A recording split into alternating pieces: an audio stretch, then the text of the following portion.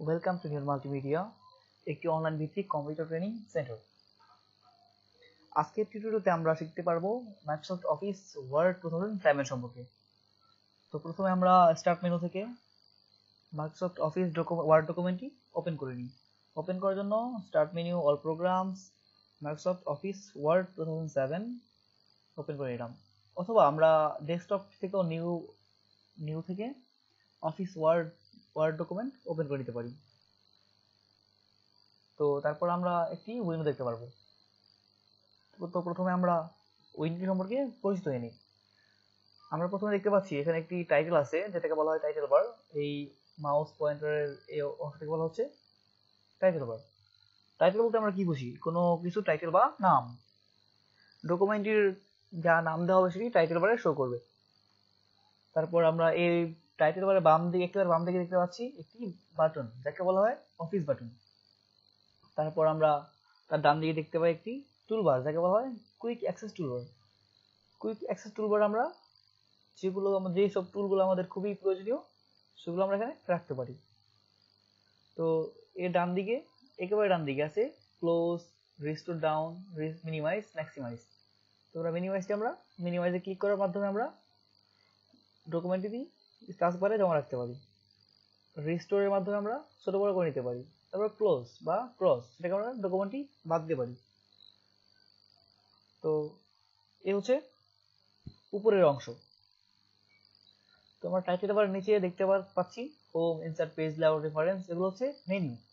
তো Microsoft Word menu, home, insert, page layout, reference, mailing, review, এগুলোর নিচেও অনেক সাব মেনু আছে।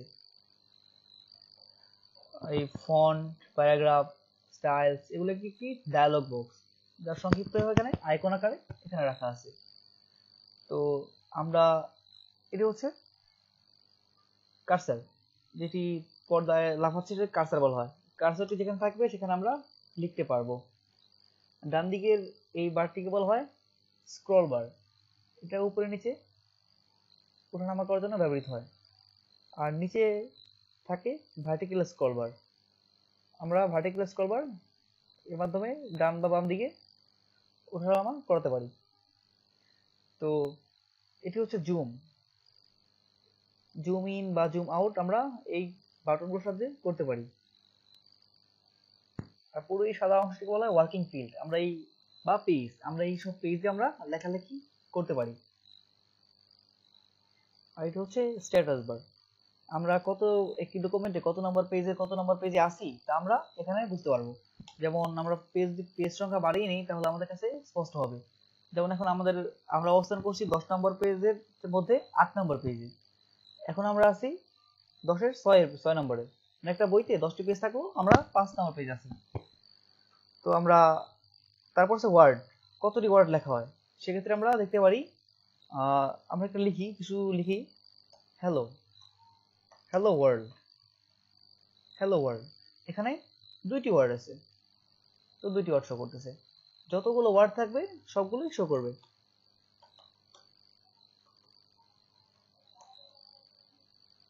তো এখানে মোট 5টি ওয়ার্ড আছে, 5টি ওয়ার্ড আমাদের দেখাচ্ছে।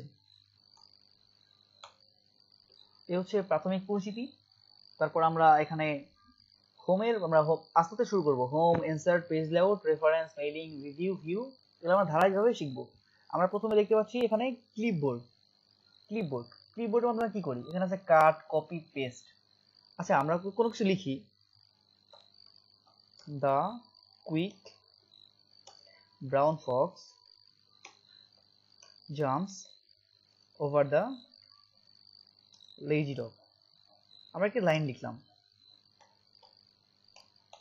তো আমাদের এই লাইনটি হয়তো বা কপি করা লাগতে পারে কোনো অংশ, বা কাট করা লাগতে পারে। মনে হচ্ছে আমার এই অংশটি প্রয়োজন না, সেক্ষেত্রে আমরা কি করতে পারি? কাট করতে পারি। কাট করে নিলাম, আমাদের এই অংশটা আমাদের এখানে প্রয়োজন হতে পারে। তো সাপোজ আমাদের এখানে প্রয়োজন, আমরা এখানে পেস্ট করব। আমরা এখানে পেস্ট করলে এখানে পেস্ট হয়ে গেল। অথবা আমরা একটি পুরো লাইনকে আমরা কপি করে নেব। পুরো লাইনটি কপি করার জন্য আমরা কপি করলাম। এখন আমরা এর নিচে পেস্ট করব, পেস্ট। অথবা আমরা কিবোর্ড শর্টকাটের মাধ্যমে আমরা এগুলো করতে পারি। কিভাবে করব? কিবোর্ড শর্টকাট হচ্ছে কাট করার জন্য কন্ট্রোল প্লাস এক্স, এটা হচ্ছে কাট করার জন্য। আর কপি কন্ট্রোল প্লাস সি, এটা হচ্ছে কপির জন্য। আর কোনো কিছু পেস্ট করার জন্য কন্ট্রোল প্লাস ভি, পেস্ট। এটা হচ্ছে কাট কপি পেস্টের কাজ। এটাই মূলত ক্লিপবোর্ড। আর ক্লিপবোর্ডে হ্যাঁ আরো কিছু থাকে, অনেক সময় আমাদের ক্লিপবোর্ডে কিছু জমা রাখতে পারি, ওটা আমরা লাইনে লিখছিলাম, এটা ক্লিপবোর্ডে জমা হয়ে আছে, আমরা ক্লিয়ার করে দিলাম। আগে ক্লিপবোর্ড এখানে কিছুই রইলো না। তো আজকের মতো এ পর্যন্তই, ধন্যবাদ। আমরা পরবর্তী টিউটোরিয়ালে ইনসার্ট মেনু, আমরা হোমের ফন্ট, প্যারাগ্রাফ এগুলোর কাজ শিখব। ধন্যবাদ সবাইকে।